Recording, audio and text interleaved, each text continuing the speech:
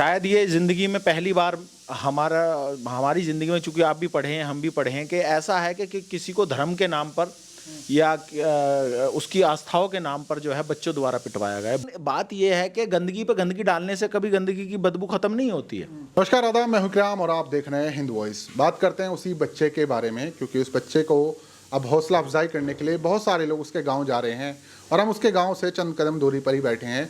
हमारे साथ एडवोकेट जाहिद भाई हैं, जो कि राष्ट्रीय महासचिव है नेशनलिस्ट कांग्रेस पार्टी यानी कि एनसीपी के।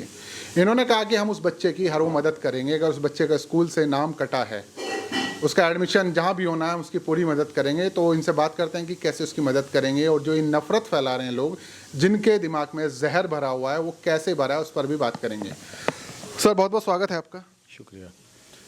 देखिए, आपसे इंटरव्यू शुरू से पहले ये बात हो रही थी कि आप बच्चे का एडमिशन कटा है, उन्होंने उसके बच्चे ने अपना नाम ले लिया, आपने मेरी रिपोर्ट भी देखी होगी।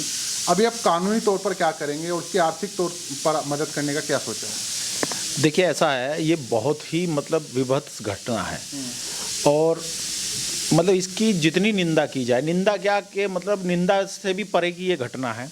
क्योंकि एक शिक्षक द्वारा जो है इस तरह का जो है प्रकरण सामने आया है और शायद ये ज़िंदगी में पहली बार हमारी ज़िंदगी में, चूंकि आप भी पढ़े हैं हम भी पढ़े हैं, कि ऐसा है कि किसी को धर्म के नाम पर या उसकी आस्थाओं के नाम पर जो है बच्चों द्वारा पिटवाया गया है। बहुत ही शर्मनाक घटना है और इस तरह से कोई वंडरिंग भी नहीं है, कोई आश्चर्यजनक इसलिए भी नहीं है क्योंकि बहुत दिनों से जो है, खासकर जब से भाजपा सत्ता में आई है, तो आप देख रहे होंगे कि कैसा दावा कर सकते हैं आप कि हिंदू उस पर धार्मिक आस्था के नाम पर से पिटवाया? 80% बच्चे मुसलमान पढ़ते हैं इस स्कूल में। देखिए, मैं आपको एक बात बता दूं, जिस तरह का वीडियो आया है सामने, तो जो पब्लिक डोमेन में है, मैं उसके बिहाफ पे ये बात कह रहा हूं कि भाई उसमें जो वो बोल रही हैं, जिस तरह की चीज़ें हैं, और सबसे बड़ी बात यह है कि इस पे किसी भी तरह का खेद अब तक उन्होंने प्रकट किया नहीं था। अब जाके जो है, जो क्षेत्र के लोग हैं, जो सांसद हैं, संजीव बालियान हैं, जो भारतीय किसान यूनियन के नेता हैं, उन्होंने बच्चों को गले मिलवाया। लेकिन इससे भी परे एक बात है कि नफरत तो जो शिक्षक है, जो तृप्ता त्यागी हैं, उनके मन में थी। बच्चों को गले मिलवाने से कौन सा हल हुआ? क्योंकि ना तो पीटने वाले को पता है कि तू क्यों पीट रहा है, पिटने वाले को जरूर पता है कि तू क्यों पिट रहा है। तो मेरा कहना यह है कि जिस तरह से लीपापोती की गई इस पूरे प्रकरण पे, ठीक है, मैं मानता हूं कि, लेकिन बात यह है कि गंदगी पे गंदगी डालने से कभी गंदगी की बदबू खत्म नहीं होती है। आप पूरे भारत में देख लीजिए, अमूमन ये मामले आपको मिल ही रहे हैं। किसी को धर्म के नाम पे जो है किराए पे कमरा नहीं मिल रहा, किसी को धर्म के नाम पे किराए से कमरा खाली किया जा रहा है, किसी को धर्म के नाम पे जो है गाँवों में, आप देखिए खासकर उत्तर प्रदेश जैसे इलाके में, जो गाँव ग्रामीण क्षेत्रों में है, उनको जो है वो फेरी लगाने का काम होता है, सब्जी वगैरह बेचते हैं, फल फ्रूट बेचने के से रोका जा रहा है। तो ये क्या है? ये वो बुराई है जो एक खास विचारधारा को जो है, खास विचारधारा से प्रेरित होकर फैलाई जा रही है, जिसके परिणाम आ रहे हैं। अभी पिछले दिनों आपने देखा होगा, एक सरकारी कर्मचारी जो रेलवे में जीआरपी का था, उसने जो है इसी विचारधारा से प्रेरित होकर 4 लोगों की हत्या कर दी। बाकायदा नाम पूछ के उसने गोली मारी है। और उसने तो यहाँ मानसिक संतुलन खराब था ना उसका, ऐसा बताया जाता है। नहीं, मानसिक संतुलन नहीं खराब है, पूरी मानसिकता खराब हो चुकी है। मानसिक संतुलन खराब कह के देखिए, आप किसी को कहेंगे कि इसलिए मार दिया कि इसका मानसिक संतुलन खराब है।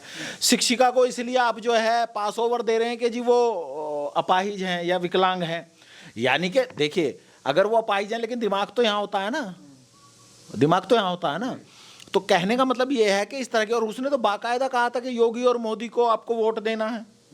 जिसको मानसिक संतुलन जिसका खराब है, उस मानसिक संतुलन वाले व्यक्ति को आपने जो है जीआरपी जैसी सरकारी नौकरी में रखा कैसे है? सवाल तो सबसे बड़ा ये है कि अगर इसी तरह के मानसिक संतुलन खराब, जिनका असंतुलन बिगड़ गया है मानसिकता का, अगर उन्हें आप ऐसे ही रखेंगे तो वो तो पूरे देश में हाहाकार मचा देंगे।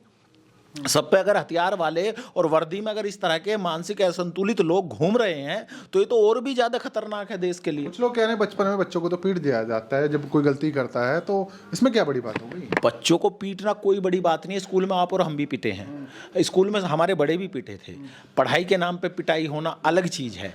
मैं कह रहा ये अत्याचार भी नहीं है, ये अत्याचार से भी आगे की चीज है। आप देखिए कि आप कहीं ना कहीं एक जो है संभावित ज़ॉम्बीज पैदा कर रहे हैं। संभावित, क्योंकि जिस बच्चे से आप पिटवा रहे हैं उसको लगता है कि ये इसलिए पीटना इसको जरूरी है कि ये फला धर्म से ताल्लुक रखता है। और जो बच्चा पिटा है उसके मन में क्या बीतेगी, उसका मन में क्या सोचेगा वो। मेरा मानना ये है कि इसको जितना जल्दी हो सके इन चीज़ों पर रोक लगनी चाहिए। लेकिन रोक लगेगी कैसे? आप देखिए मेन स्ट्रीम जो चैनल है वो क्या करते हैं 5 से 10 प्राइम टाइम में वो इसी चीज़ की बुआई करते हैं, मुर्गे लड़ाते हैं। उनका हर मुद्दा जो है हिंदू मुसलमान पे पहुंच जाता है। यहाँ तक कि चंद्रयान 3 की जो लैंडिंग हुई उस पर हुआ तो उस पर चांद मुबारक पे बहस हुई कि भाई चांद मुबारक पे बहस कर दिया।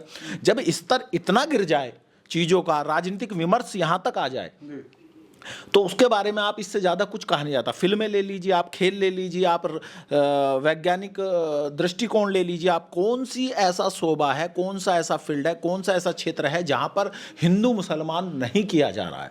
हम तो ये कह रहे हैं इस देश में कि अगर ये नहीं रुका है तो ये देश किस गर्त में जा रहा है आप देखिए। और ये देश तो तरक्की कर रहा है ना, चंद्रयान पे चांद पहुंच गया, विश्व गुरु हम बनने वाले हैं, G20 समिट हो रहा है, और क्या चाहिए आपको? देश तरक्की करता है उस नागरिकों की आज़ादी से, देश तरक्की करता है नागरिकों के भरण पोषण से, देश तरक्की करता है नागरिकों में बराबरी से, देश तरक्की करता है बराबर के इंसाफ से।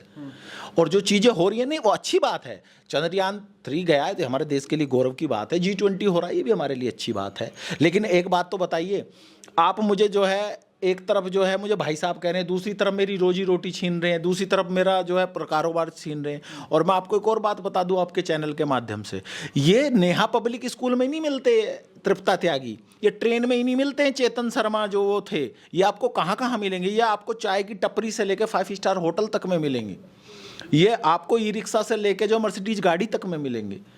समझ रहे हैं आप बात को? ये आपको गली मोहल्ले से लेकर न्यायालय तक में मिलेंगे। ये चलते फिरते जोम्बीज पैदा हुए हैं इनकी। जो देखिए मैं ऐसा नहीं कह रहा हूं कि इससे पहले हिंदू मुस्लिम दंगे नहीं होते थे या फिर इस तरह के माहौल चीज़ें नहीं थी, लेकिन जो उसका चरम है वो अब है। अमृत काल जो है ना, जो कहते हैं मोदी जी के अमृत काल चल रहा है। तो मेरा मानना ये है कि एक समुदाय के खिलाफ सांप्रदायिक विदेश का संप्रदाय जो विदेश पैदा हो रहा है, एक घृणा आंदोलन जो चलाया जा रहा है, उसका भी अमृतकाल इस देश में चल रहा है। जस्टिस फाउंडेशन का अध्यक्ष होने के नाते, नेशनलिस्ट कांग्रेस पार्टी का राष्ट्रीय महासचिव होने के नाते, अल्पसंख्यक विभाग का हमारी जिम्मेदारी सिर्फ ये नहीं है। मैं इसलिए नहीं कह रहा कि वो लड़का अल्पसंख्यक समुदाय से है, और एज एन एडवोकेट मैं ये बात मानता हूँ, और मार्टिन लूथर किंग के शब्दों में भी मैं आपको कहना चाह रहा हूँ कि injustice anywhere is a threat to justice everywhere. किसी भी सभ्य समाज और किसी भी देश की तरक्की की जो पहली बुनियाद है वो इंसाफ है, वो जस्टिस है।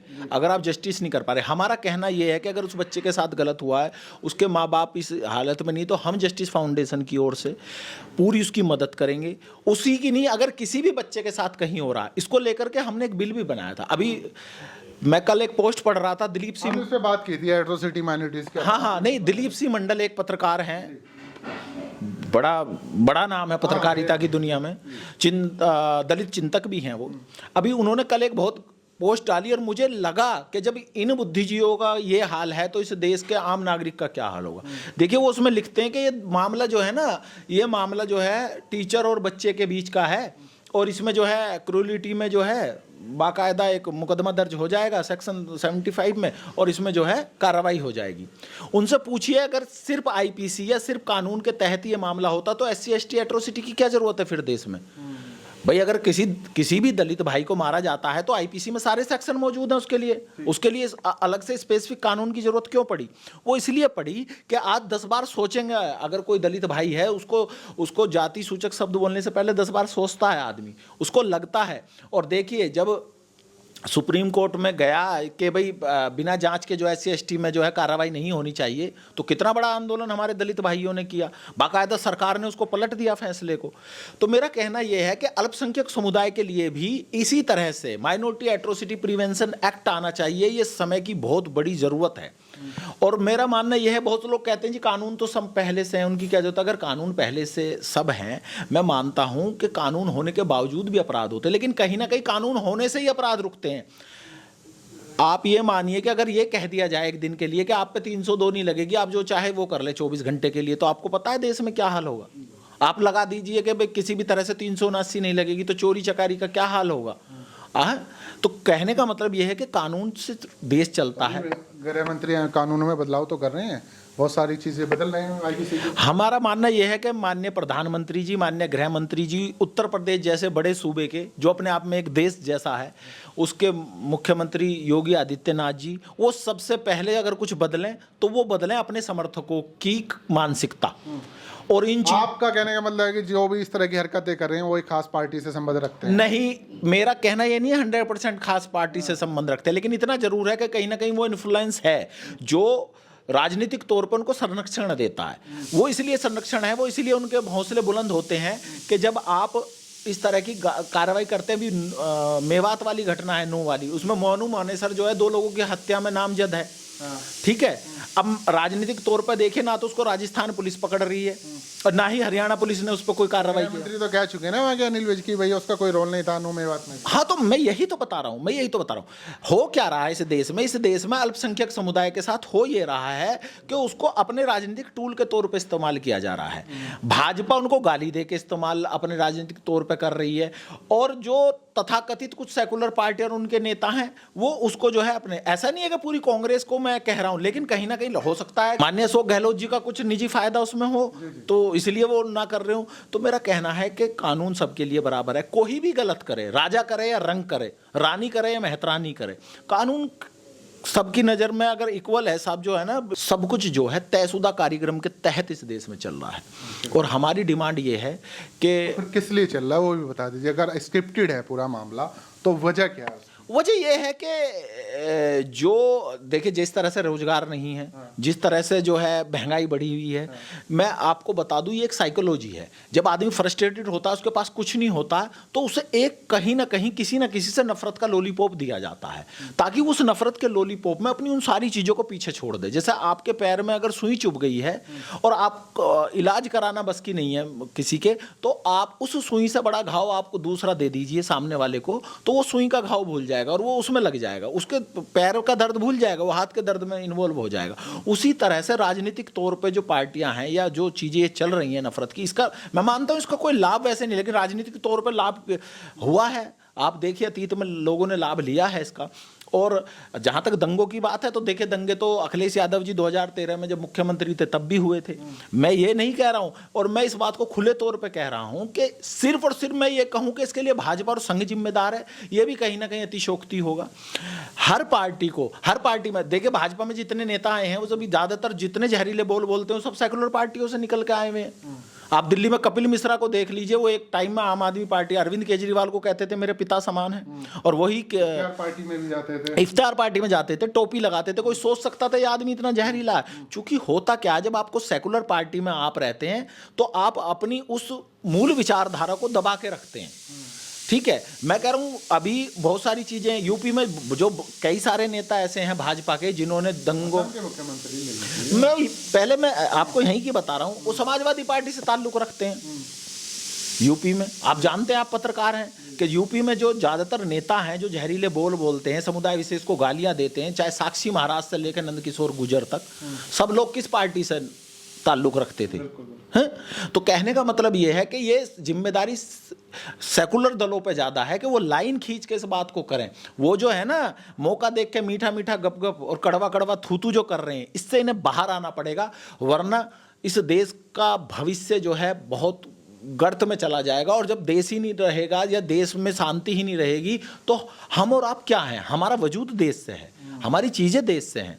आप पत्रकारिता करते हैं, इस देश की धरती पे करते हैं, मैं वकालत करता हूँ, इस देश में करता हूँ। हम सब इस देश से जुड़े हैं, ये देश वही है, ये देश वो छत है जिसने हम सबको जो है शेल्टर दिया है। और अगर इस छत में कहीं भी दरार आती है तो वो जो नफरत का पानी, नफरत की जो बारिश आएगी, उसमें कहीं ना कहीं हम सब भीगेंगे। उससे बचने की ज़रूरत है बहुत ज़्यादा।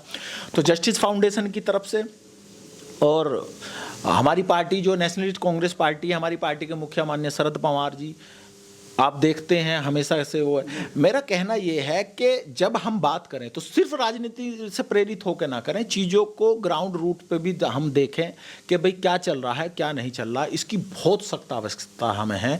और हम तो ये कह रहे हैं कि बाकायदा जो है इसके लिए एक वैचारिक आंदोलन, जैसे भारत जोड़ो यात्रा राहुल गांधी जी ने निकाली थी, उससे काफ़ी मैसेज गया है, अच्छा गया है।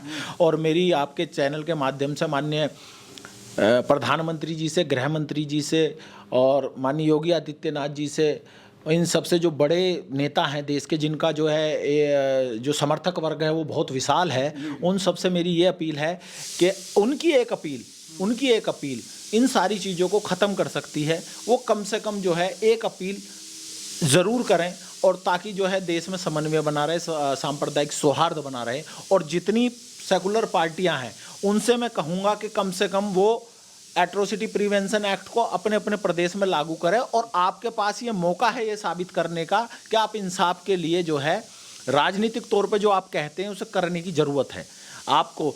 मैं तो माननीय अखिलेश यादव जी से भी कहूँगा कि वो अपने मैनिफेस्टो में जो है लागू करें कि अगर आप सत्ता में आते हैं तो आप एट्रोसिटी प्रिवेंशन एक्ट को लागू करेंगे। माननीय अरविंद केजरीवाल जी जो एब्सोल्यूट पावर में हैं, उनसे भी कहूँगा कि आप कम से कम टेबल करें, विधानसभा में इसको टेबल करें। कांग्रेस की जहां सरकारें, मैं तो उनसे भी कहूंगा कि आप चीज़ों को करके दिखाइए। आप कब तक जो है आने वाले समय के ऊपर ऐसा करते रहेंगे तो हम इस देश के सिर्फ नागरिक नहीं हैं, हम इस देश का बहुत बड़ा हिस्सा हैं। हमसे मेरा ताल्लुक इस देश के सभी अल्पसंख्यकों से है, तो बहुत बड़ा हिस्सा है। आप हमें नज़रअंदाज करके, आप हमें जो है इग्नोर करके, आप हमारे खिलाफ नफरत फैला के आप देश की तरक्की नहीं कर सकते। अगर इस देश के आप 3 पहिए हैं तो 1 पहिया हम भी हैं, और ये जो गाड़ी है ये 4 पहियों से ही चलेगी। तो इसलिए आप सबसे हमारा निवेदन है कि कृपया करके इस देश को बचाना है, इस देश को करना है, तो नफ़रतों से दूर रहिए और मोहब्बतों को बांटिए। बहुत बहुत शुक्रिया जायद भाई। मैं अपनी बात एक शेर से ख़त्म करता हूँ। किसी महान शायर ने कहा था कि सभी का खून शामिल है इस मिट्टी में, किसी के बाप का हिंदुस्तान थोड़ा ही है। तो जाहिद भाई ने जैसे कहा कि हम सब एक छत के नीचे रहते हैं और छत में कहीं भी दरार आई, कहीं से भी अगर वो छूता है तो उससे वो नफ़रतों की बारिश सबको भिगोएगी। और साथ ही इन्होंने जो अपना एट्रोसिटी प्रिवेंशन एक्ट है उसको लागू करने की बात कही है। हमने उस पर पहले भी बात की थी, डिस्क्रिप्शन में उसका लिंक है और वीडियो के आखिरी में उसका आपको थंबनेल दिख जाएगा, वो वीडियो आप देख सकते हैं कि अगर वो एक्ट लागू होता है तो अल्पसंख्यकों को वो कितना सिक्योर करेगा। जैसे SC/ST एक्ट बना हुआ है उसके तहत जिन लोगों को सिक्योरिटी मिलती है वो तो वैसे ही अल्पसंख्यकों को भी मिल जाएगी। साथ ही इन्होंने कहा कि उस बच्चे की भरपूर मदद की जाएगी, जिस तरह से भी कानूनी तौर पे, आर्थिक तौर पे इनकी जो पार्टी है और जो इनका संगठन है वो उसकी भरपूर मदद करेगा। आप लोग नीचे कमेंट कीजिएगा। जाहिद भाई से फिर किसी और एपिसोड में मुलाकात कराएंगे, तब तक के लिए दीजिए इजाज़त।